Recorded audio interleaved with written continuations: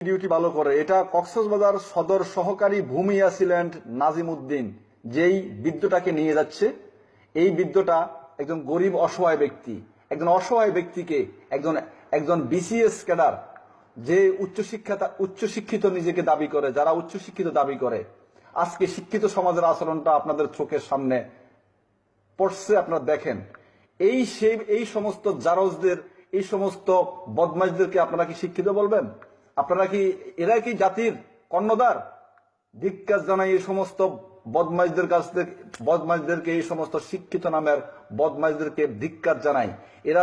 এরা সমাজের কীট, এরা সমাজের কীট। এদের থেকে দেশ জাতি কি আশা করতে পারে, সমাজ কি আশা করতে পারে? এই সমস্ত বদমাইশদের কারণে সরকারের সম্মান যায়, দেশের সম্মান যায়।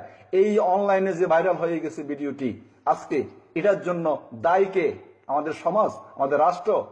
একজন বৃদ্ধ মানুষকে কিভাবে টানতে টানতে নিয়ে যাচ্ছে গরুর মতো। আপনারা দেখেন, একজন শিক্ষিত মানুষের আচরণ যদি এমন হয়, এরা নাকি সমাজের কর্ণধার, এরা নাকি রাষ্ট্রের কর্ণধার, এদের থেকে এরা নাকি জাতিকে কি দিবে, জাতিকে কি দিবে?